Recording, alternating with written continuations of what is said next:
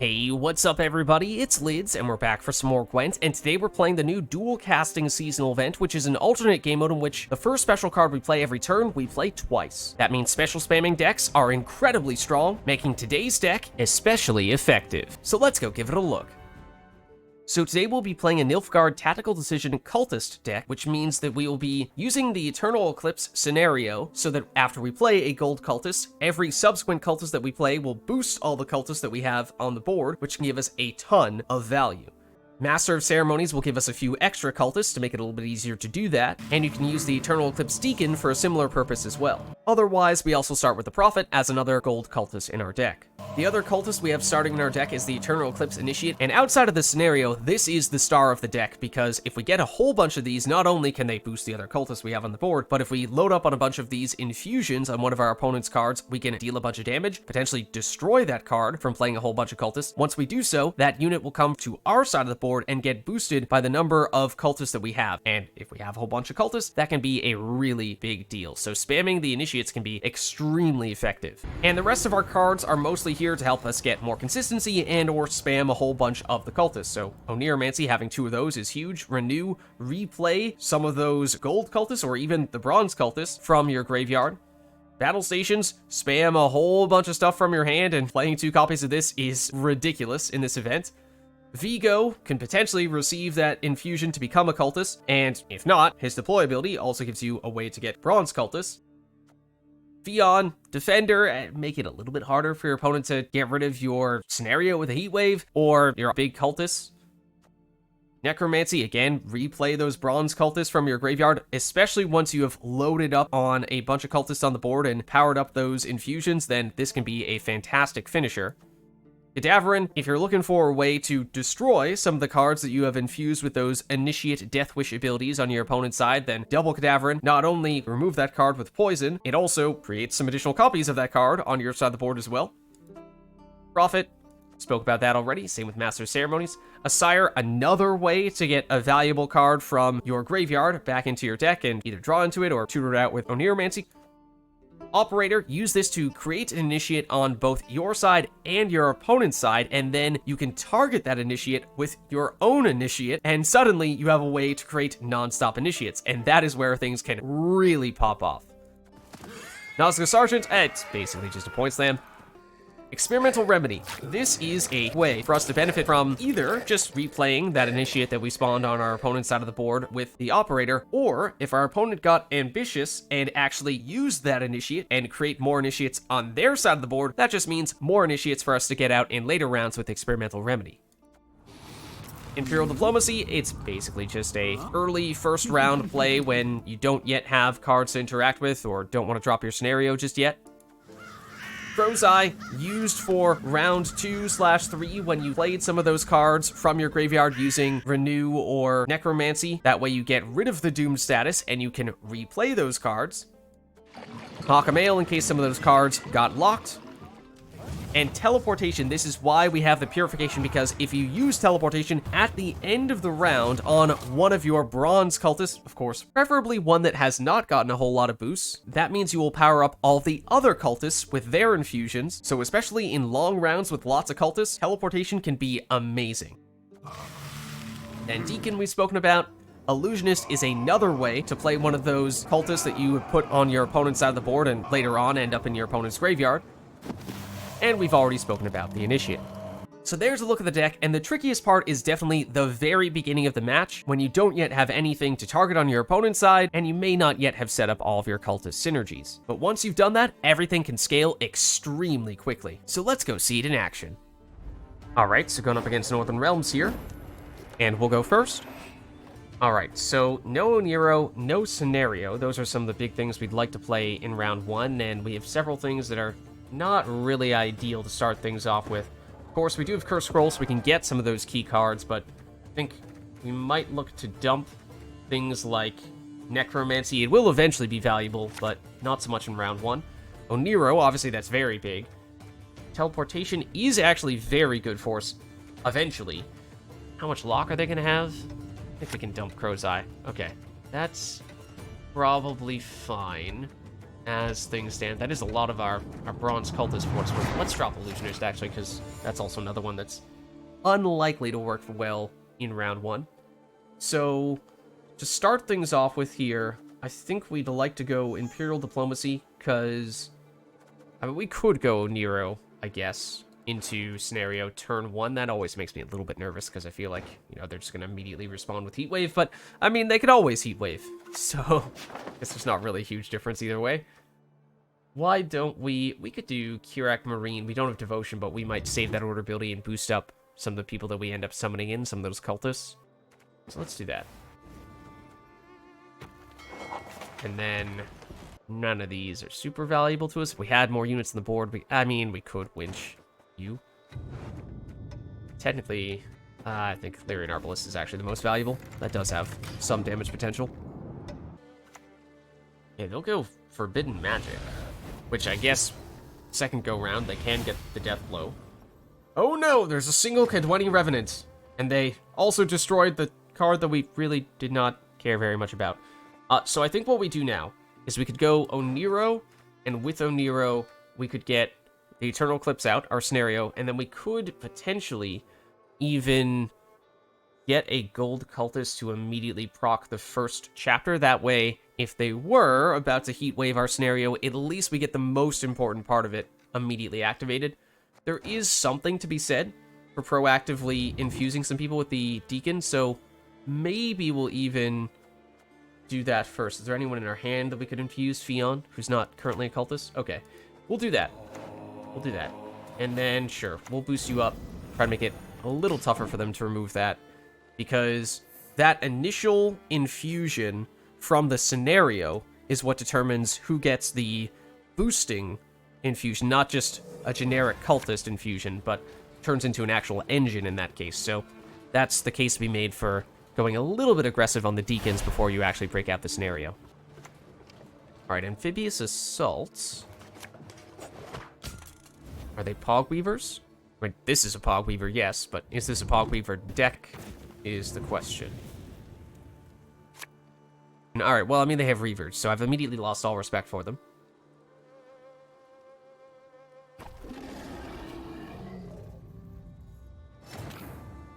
Alrighty then.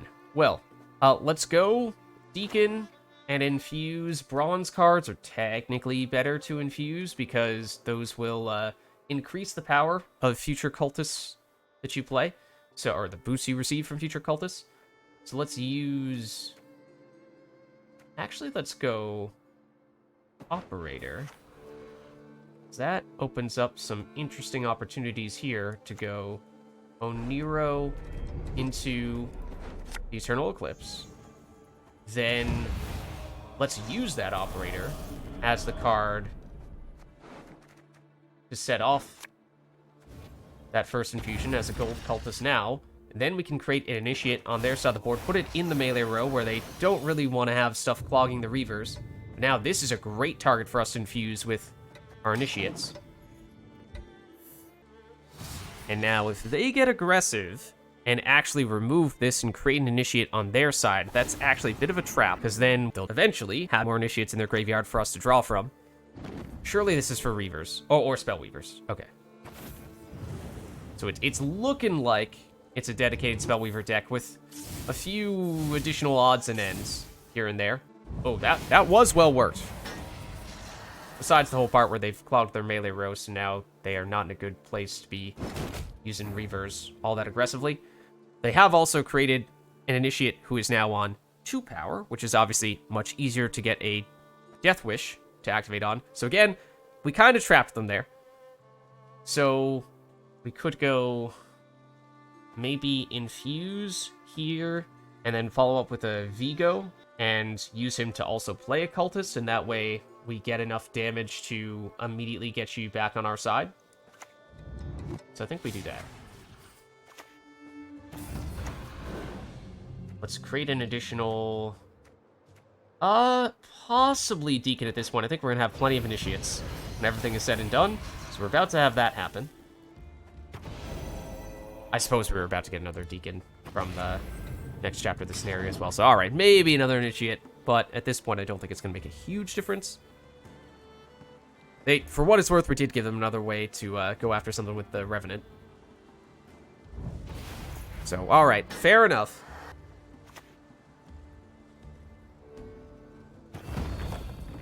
Captured Wizard's rumored. Okay, so yeah, this is definitely a Spellweaver deck. Just a few additional things thrown in on top of that, but the damage here starts to kick off big time if we let them go unaddressed, and if not really focused on shutting down those Spellweavers at all. So this is where we just see them do a whole bunch of damage to us. I assume it should be pretty obvious who they ought to prioritize, and yes, they have picked the correct targets to go after here. A little unfortunate, but, you know, that's one of the reasons why we made sure that we activated our scenario pretty quickly. I'll actually leave those extra charges unused, interestingly enough. We have played enough Cultists that the infusions on the ones we have on the board are pretty strong, so we could get a little bit aggressive in playing more Cultists and make matters a little bit difficult for them, and playing Ffion also as a defender and maybe double battle preparationing directly on him could make it also a little bit tough for them to break through. We would like to use our Curse Scroll for this round is through, maybe to get Renew, I would think might be preferable. So, sure. Let's do this. We'll block this row with our defender. Get some pretty big boosts. Let's add Renew into our hand. Let's dump. Yes, Teleportation. It is still a valuable card because there's a way to replay a Cultist, and by doing so, get even more value from those infusions.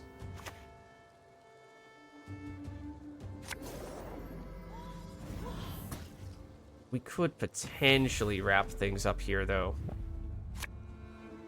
I mean, mostly just did this to frustrate them, make it hard for them to deal damage with those Spellweavers, but as you can see here, as I was saying, if we let those Spellweavers go unaddressed for too long, the damage builds up to the point where, defender or not, it doesn't make a huge difference for them.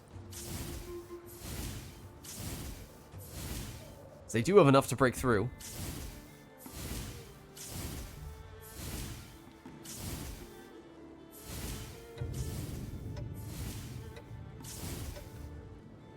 Oh, and they deliberately knocked it down to 1 power so they could use Revenants as well. Okay, you know, that was smart. Fair enough. They did use a lot of those charges, so they have a little bit stored up. But we also, as we were saying, have more potential here with our infusions to put up points relatively quickly, especially if we were to play a Bronze Cultist. But we also want to be a little bit protective of the cards we have that have those infusions, because those are the ways we're going to score points going forward. So if we don't pass them on this turn, we're at the risk of losing on even with 4 cards, and then they could dry pass, and we'd have to be down a card in round 3, and that's not a situation we want to be in. So it's a little tough here. We could even renew in this round and go for double Bronze Cultist. I don't really want to go that route, so we could profit. Yeah, I think we just pass here. To be honest with you, I think we pass here. Of course, means they'll win round 1, though. And we do draw into some really big stuff here. The Oneiros, battle stations. For what it's worth, we don't even have enough bronzes to use battle stations to its full effect right now, so let's get rid of the profit, and if we need it, we can use Oneiromancy to get it later on. So at least with Mahakam Ale, we now have 2 bronze, or 4 bronzes total. It might draw into more when we use it, so that is a possibility.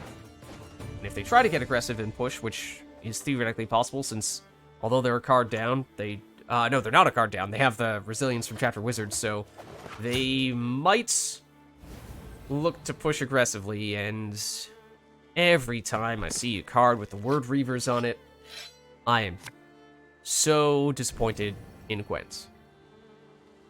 People who play it, and the state of the game as a whole. Okay. So, yes, the Spellweavers are here, specifically to make our lives miserable. They play them early to build up those charges, as we saw in round 1. They can add up if we don't do something to shut those guys down. So, that is potentially an issue. We could Cadavarine remove one of them. We could profit and make it difficult for them to do whatever it was that they were trying to do next, but they can just play spells and still get charges on these guys and be largely unaffected by Prophet, at least in the short term. Tempo-wise, also, that was decent tempo, so hard for us to catch them in that sense. I think it has to be battle stations here.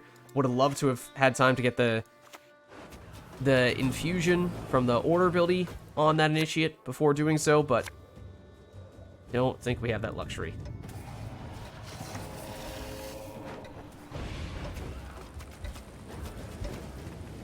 This is not quick enough for what it's worth.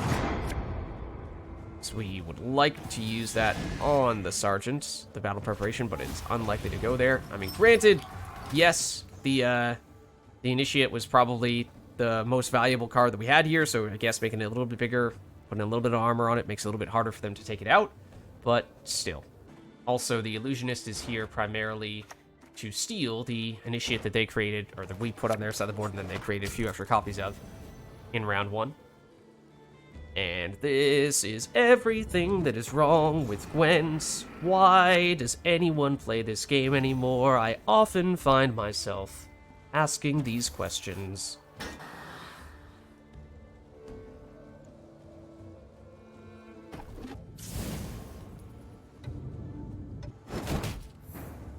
Okay, so now what we can do is we can at least get the infusion on this Initiate again. Really would have liked to have gotten another one out here. But we can do that, and then we really need you in hand, don't we? Then we can double Cadavarine, immediately remove, and get a copy of you on our side as well while we're at it. Suppose we might as well use you. We could get you out. And, oh, we do have... Ooh, Illusionist here. Okay. To tell you what I think we do then is... I think we go Oneiro, Prophet. I should have infused first on you. Darn it. Okay, we missed. Serious damage potential in that case. A little too distracted. Little too distracted by this. But big time missed opportunity. To at least get damage on you. Potentially enough to just would it have been enough to destroy you? At least knock you down to 2 power. Okay, Rune Word, I mean, again, it's one of the most efficient ways to power up these Spellweavers, which is why it was so important to damage these guys early and often, and again, I did not do the best job of that, so that very likely will come back to haunt us here in the worst possible way. It was possibly a game-losing play. I know it doesn't look like a huge deal just yet, but it may become that, because the ripple effects here would get pretty huge.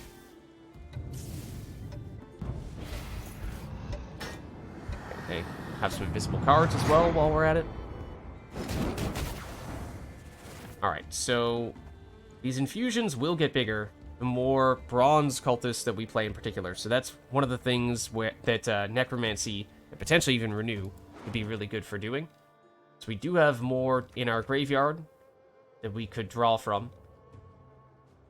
Could even break Ffion back out if we really wanted to. Not a terrible idea for that, just to make it a little bit harder for them to target the cards that they really want to go after. Assire is also a cultist, though, so let's use her. And we'll use her to bring back one of those cultists just directly into our deck. There is one of the Spellweavers down.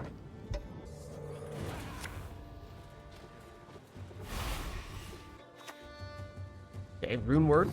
Again, there to power up the Spellweavers in particular, maybe even create more of them, but at this point they only have one remaining, so fortunately we have that working for us. But there is another one. Fortunately, it's a little bit later in the round now, so at this point they have not had that much time, or they will not have that much more time to power it up. But they have been doing a really good job of setting up these Revenants. And we don't have a lot of cultists with the actual infusion remaining. Powerful infusion, that is. So, for that reason, I think we want to try to save those for round 3. Let's break out more stuff from our graveyard here.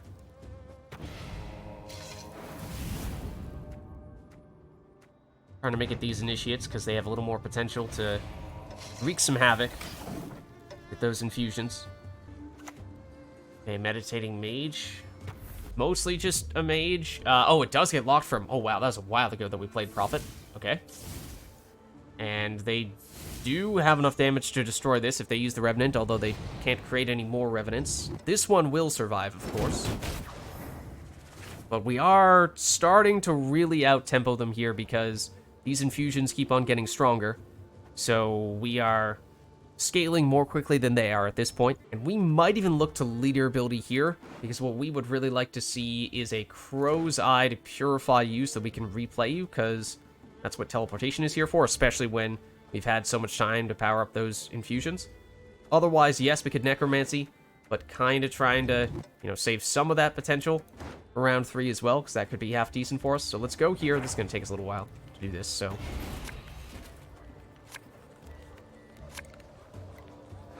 Not a bad thing to see you. Let's get rid of this. Let's get rid of you. And let's... Yes, we'll dump Necromancy. Okay. And we're gonna... Purify. And... Sure. Purify. And, we should use this infusion. I mean, hopefully at 7 power, it's not about to get destroyed, but it is possible, especially when they have 2 Spellweavers on the board. We're gonna reactivate that. Okay. Oh, except melee row the right row for it? No, it is not. So they only have 2 charges left here. They're potentially getting themselves in a little bit of trouble. They're really trying to push here. But they don't have that much Reaver set up. Their Spellweavers are not keeping pace.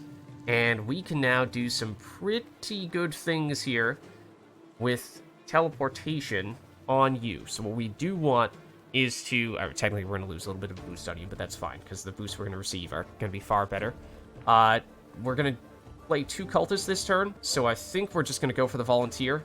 And we could be more ambitious and go for a Reaver or a Spellweaver, but I'm not really thinking this round is going to go that much longer. So I think we're just playing for this turn and not really much else. We do this again. Get you. You're an 8. Not that that's a huge deal, but we get more boosts on those guys. And at this point, I think we're probably just passing on our next turn, because, yeah, they cannot keep pace. So we'll defend the bleed and more than double their score in the process, despite the fact that they threw almost everything that they could at us. Do we still have enough firepower to win round 3? That is the question. Okay, so we've 2 Oneiros, and with those, I think we want to get out this Initiate first, or actually... Master of Ceremonies, then that Initiate first, because those are the ones that still have the boosting infusion, so we don't want to have them in hand. Necromancy is great to have in hand, though, because that means we can play it twice. Do they have any of the Cultists still in their graveyard that we could steal? Yes, they do. Okay, that might still be a later round thing, and then we just finish with the Mahakam Ale. Alright, I think we can make this work. So, it should be... Oneiro first, set up the engines, the ones that have that infusion, starting with Master of Ceremonies, then the Initiate, because that'll increase the value of those boosts. So let's go here, here, and then you. So now we're going to use Necromancy and Oneiro to get more Cultists out and hopefully give these guys some more boosts. Okay, Garrison for Reavers, I assume? Okay. I mean, it's a relatively short round here, and they don't have any way to immediately activate the Reavers.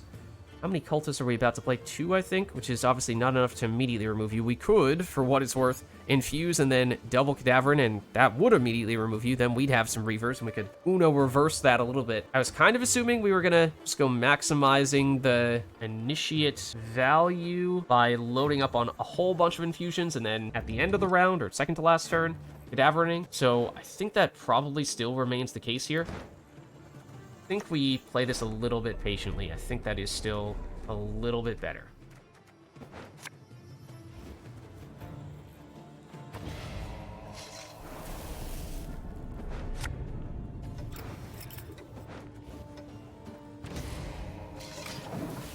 So, we won't get the damage, at least not initially, on this. If they try to lock, obviously we can unlock it. It should be not impossible, but difficult for them to remove this at this point. Okay, well, they're turning into a full-blown Reavers deck, so we'll just show them that I believe we should be stronger than they are.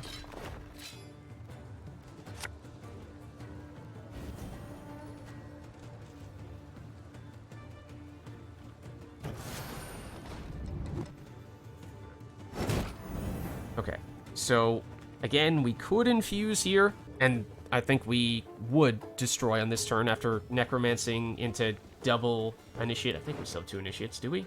We have 1. Oh yeah, we still have 2. Okay, we're good. So I think we do that first, and then just put all the infusions on you. Otherwise, you're going to get destroyed before we get those infusions. Let's go here and get you. And get you. And as we were saying, the value of the boost is getting bigger. So it's going to be hard for them to remove those guys with straight damage, and the Reavers are going to keep on hitting them, which means these guys should remain relatively safe. And then on our next turn, we can go bazillion infusions and Cadavarine, and suddenly we're a Reavers deck. So we'll see if we can out-Reavers the Reavers while simultaneously being Cultists. Okay, what are they doing with Amphibious Assaults? Not a huge deal with that Siege Tower. In fact, you could probably throw that in the Reaver Hunter crew pocket and still be okay. Okay, granted, you have a crew pocket. Alright, so now this is where it really pops off. And it was already pretty solid, but we go ridiculous number of infusions. I suppose... no, we're only going to remove you with the Cadaverine, not with direct damage from playing Cultist, so don't split the infusions across numerous Reaver Hunters, even if it's kind of tempting to go, okay, granted, we should have gone after you, yes, because you still have an unused order, whereas you have used your order already, so fair enough. Slight misplay, but I think, as you're about to see here, don't need to be too concerned about that. I don't think we need to be too concerned about that. Alright, Skurhard. And at this point, we have just Mahakam Ale. Obviously, they did not lock anything, so don't really need to use it for anything other than maybe just making ourselves Scorch-proof, because these guys are tied up at 14 apiece, which I don't love. So let's boost one of you, and then boost you. And we have out-Reavered the Reavers deck, while also out-Cultisting them as well. Alright, fair enough. Sure, you have a reasonably effective reset here. We did further boost up some of our big cards, but we know that's not going to be enough. The biggest threat was going to be something like Scorch to remove 2 big cards. Well, we deliberately tried to dodge that, but practice makes perfect. Sure, it's a decent boost, but nowhere near enough for them to catch us, so we'll win. Alright, so going up against monsters here, and they'll go first. Okay, so we have Scenario in our starting hand, and that's a big deal, because that's probably something we'll want to play in round 1. Operator we can combine with either the Deacon or the Initiate. Illusionist we'd like to wait to use until we have Operator to create one of these cards on our opponent's side of the board and destroyed that card, so might want to save this for round 3. And Teleportation, bit of a round finisher as well. Mahakam Ale, not really sure how much lock monsters is going to have, so I'm not sure that's a big concern. Okay, Dragon's Dream on both rows. Wow, okay. Well, in that case, I don't exactly want to be playing a whole bunch of units right now. Yeah, so I mean, we could do Imperial Diplomacy and just see what we get. Maybe we'll get a Death Wish card. You know what? Maybe we try that. Or we just go with a Cyclops with nothing to interact with because it's the highest power card of the ones we see here. And then we could consume it to minimize the damage from Dragon's Dream, which technically is worth slightly more value than Ogre Warrior. I mean, obviously, Slizzard, we could also consume that way as well. You know what? There might even be a case to be made for using Slizzard here, because depending on how aggressively we go with Scenario and Cultist spam stuff, our rows could start to get a little bit crowded here. Right, Traveling Merchant is mostly just setup.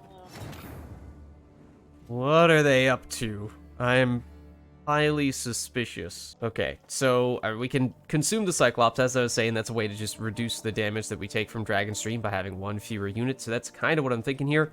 I would like to go with the scenario pretty soon, but then again, that's only gonna be another card that we'll create that'll get hit by the Dragonstream.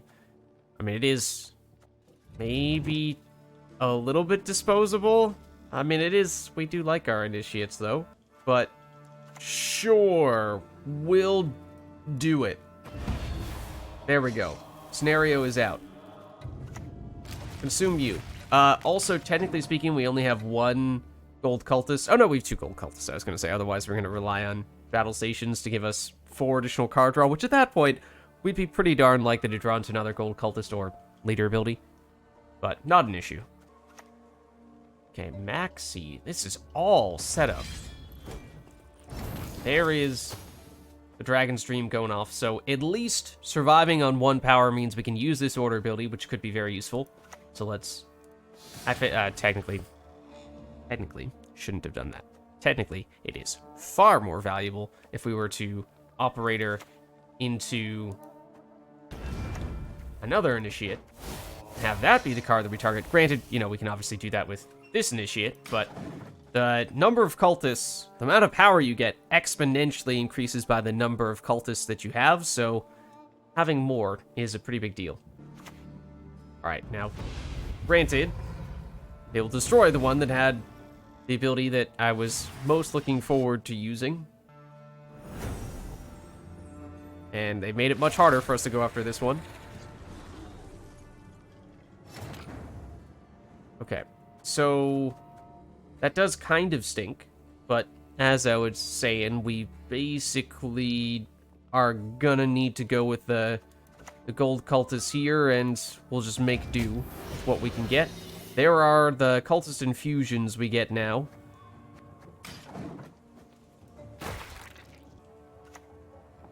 Ragnarok, okay, now there's one big card. Maybe that was one of the things that they were trying to set up.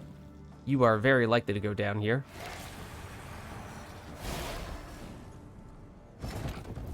You will. Okay, unfortunate. You will still get boosted, for what it's worth. They did create one on their side of the board now. However, now this becomes the best one for us to target if we were to play more initiates here. We want to be a little protective of our cultists that have the infusions, especially because we did not use any deacons early on to add additional cultists at the start. So the sergeants do not have the cultist tag. The Ffion defender does not have the cultist tag, but we do still have a couple more that got the initial infusion from the Master Ceremonies that we have not yet seen. So those will be very valuable long term, so we want to make sure that we keep those. But let's go, I suppose, still do this here. And we do definitely want to, in fact, Master Ceremonies first probably would have been better. Make sure we get the other infusion. Make sure we get the last chapter triggering here. But now what we can do is we could load up on even more infusions on you, and then we would definitely have enough to enough damage to have you come over to our side, get boosted by our number of cultists, because we're about to play 2 cultists on this turn. In fact, that is enough to get you. If this were a little earlier in the round, this would definitely be more valuable to go that route, but here, I think it actually was still better to target you in that case, but alas, I think we should still be fine, as we are about to see. Unfortunately, won't have time to use this cultist order. Obviously won't have time to use this cultist order either. We'll take a little bit of damage from the bleed, but we'll still have enough points to catch them. And we got both chapters of our scenario, which does give us some long-term value. So that will be what sets us up in round 2/3. Alright, so again, don't really expect much of lock from monsters. It's possible, but I think we can mulligan that. Then the teleportation will be to replay our cultists at the very end of the round to maximize the boost from our infusions. And Experimental Remedy is actually extremely valuable now that they have created 2 initiates on their side that have gone into their graveyard at the end of the round. So that is a very nice card for us. Coated weapons mostly would have been a way to finish off some of the cultists that had infusions, and that's probably not a huge deal at this point. So I think we did play one more card than our opponent. We're probably looking to dry pass here, especially because we very much do like long rounds to maximize the amount of boost we get from those infusions. Or traveling merchants. I mean, they're clearly trying to set something up. But they'll win round 2. Alright, and now we draw into our other gold cultists that got those initial infusions, so good to see those. We can use Assire to get one of our other cultists from our graveyard back into our deck to tutor it out. Granted, we've not seen Oneiro, however, with battle stations we can get a ton of thinning here. Probably use it to play, what, 1, 2, 3, and maybe 4, although we'd probably like to play Experimental Remedy directly from hand. So can we get a different bronze? We have another bronze in our deck here. Yes, we should. I think we actually don't want to have Ffion. Okay, well, it is Oneiro, for what it's worth. Xavier. Is actually an issue. We are going to play cards from our graveyard, so we do not like you there. We don't currently have Necromancy in hand. We don't currently have Renew in hand. So it's going to be a little while until we actually get those cards, if at all. I mean, we could go Oneiromancy into them. But what we'd really prefer to do would be to go battle stations, to play a whole bunch of stuff, draw into a whole bunch of stuff, and then maybe we can play them directly from hand, and that way we're getting the double usage rather than the single usage from the Oneiro tutor. So let's go for the battle stations, and as I was starting to say, it's not really the ideal mixture that I was looking for this initial battle stations.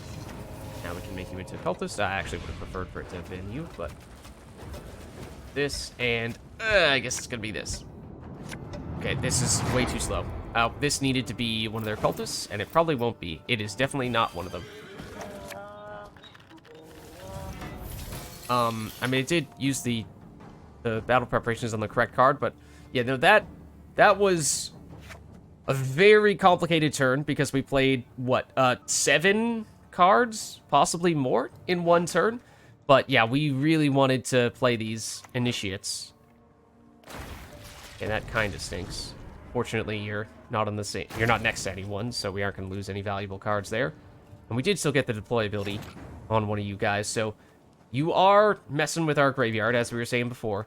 So I think it does make sense for us to probably renew on this turn, and we could use that to potentially, what, we could go Prophet, and we could go Master of Ceremonies, we could go Operator, and use that to create an extra Deacon on both sides, and then Deacon becomes a card we can target with this infusion, which is not a terrible idea. Or we can go Assire and move some things that way. That also works. I think let's go... Oh, what am I saying? This is Oneiro, not Renew. Well, I guess we'll go Assire in that case. To use Assire to bring back... I guess we'll go Operator. And we might even want to go Leader ability pretty darn soon. Try to get some of those ways to play stuff from our graveyard, since Xavier is kind of putting us on a timer for that. Alright, that is extremely annoying. Like, now it just feels like you're trying to prevent us from playing Gwent. The Fun Police have arrived, and they are here in force. Alright then. Well, so, we do have Ffion, who is now a cultist. You do have a cultist infusion, so that actually does give us a little bit of value. Vigo is another cultist and can give us cultists. We could just get rid of Xavier, which honestly I'm kind of tempted to do. Let's do it. Especially because they don't have any units on the board right now, so that means that the initiates, which they have removed all of at the moment, but we do still have at least one in our deck, or graveyard rather, they didn't have anything to go after. Alright, Scepter of Storms. Not terribly surprised to see more damage / unitless nonsense. They do not really appear to want to play Gwent, is what I'm observing. We can use Illusionist to bring back one of their initiates as well. Don't really want to do that when they have just put rain on our side of the board, because 1 damage is all it takes to destroy that. So Vigo creating a 1-power cultist is also not thrilling me at the moment for that same reason. So we could go, and I think we will go, Oneiro here, or even, okay, well, yes, it's going to be Oneiro now. Operator, we'll use this. Create a Deacon on both sides, so we at least have a cultist we can go after. Then we'll renew here, and we'll use that to get probably this initiate going. Would have been even better if we had gotten an initiate on that side, I think, because then they can really start to have a chain reaction. All right. Guys, what are we doing? What are we doing here? Because it's not playing Gwent, I can tell you that much. And maybe that's why they forfeited, because they clearly did not have a plan other than try to stop us from doing anything at all. And even then, they still couldn't stop us. So there's the look at a Nilfgaard Cultist deck for the new dual casting seasonal event. If you liked the video, then make sure to hit the like and subscribe button, and leave a comment down below letting me know which other cards, archetypes, and factions we should experiment with next. And take a look at our dual casting playlist to see previous decks that we've used in this event as well. Thank you all for watching, and I'll catch you next time.